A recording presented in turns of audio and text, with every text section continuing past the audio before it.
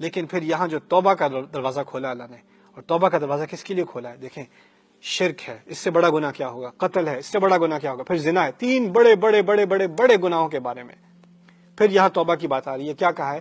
الا من تاب وآمن وعمل عملا صالحا، سوائے ان کے جس نے توبہ کی، اپنے ایمان کو دوبارہ تازہ کیا، اور اس کے بعد سے اچھے عمل کرنے لگا، اور واقعی اچھے عمل ڈیڈیکیٹ کر کے اپنے آپ کو کرنے لگا۔ کیا ہوگا اس کے ساتھ؟ فَأُولَئِكَ يُبَدِّلُ اللَّهُ سَيِّئَاتِهِمْ حَسَنَاتٍ، تو اللہ تعالیٰ ان کے تمام بڑے بڑے گناہوں کو، یعنی آپ اندازہ کریں ان کے گناہوں کا ایک پہاڑ بنا ہوا ہے، ان گناہوں کو وہ اچھائیوں میں بدل دے گا۔ گناہوں کو معاف نہیں کرے گا، گناہوں کو مٹائے گا نہیں، گناہوں کو دفنائے گا نہیں، گناہوں کو کنورٹ کر دے گا اچھائیوں میں۔ یعنی اس کا ایک پہاڑ تھا جو اس کو جہنم میں لے جا رہا تھا، وہی پہاڑ اب اس کے لیے ایک جنت کا راستہ بن گیا۔ اللہ نے توبہ کے ذریعے صرف ایک تو ہے مغفرت ہوتی ہے گناہ معاف کرنا، توبہ اللہ کے نزدیک کیا ہے؟ گناہوں کو اچھائیوں میں بدل دینا۔ جو چیز تمہیں مار رہی تھی وہ جنت یوم القیامہ میں تمہاری فیور میں جائے گی، یہ ہے توبہ۔ اندازہ کریں، شرک کو اللہ تعالیٰ اب جنت کا راستہ بنا دے گا، زنا کو جنت کا راستہ، قتل کو، کیونکہ جس نے توبہ کر لی ان چیزوں سے، جو چیزیں اس کی ہلاکت تھیں وہی چیزیں اب اس کی، کیونکہ وہ اتنے بڑے گناہوں سے آگے آ کے اس نے توبہ کی ہے نا، تو یہ اس کے لیے ایک ذریعہ بن گیا جنت کا۔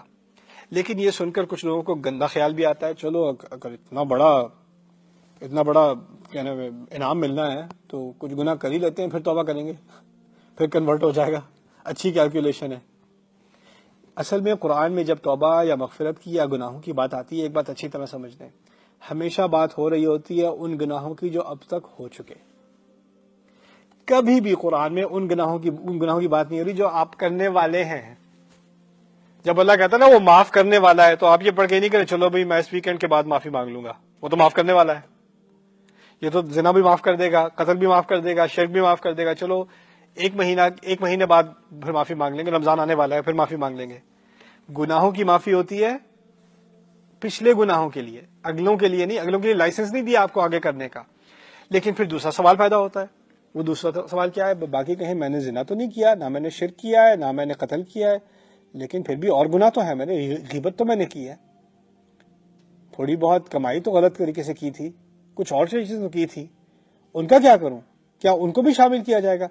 یہاں کہہ دیا وَمَن تَابَ وَعَمِلَ صَالِحًا فَإِنَّهُ يَتُوبُ إِلَى اللَّهِ مَتَابًا، اور جس نے توبہ کی، کوئی بھی توبہ کی، نہ صرف ان چیزوں میں سے توبہ کی، کسی بھی گناہ سے توبہ کی اور اچھے کام کیے، تو اللہ اس کی توبہ کو بھی پوری طرح قبول کرے گا۔ وہ بھی ایک جائز توبہ ہے اور پوری مکمل توبہ ہے، اس میں کوئی کمی نہیں ہے۔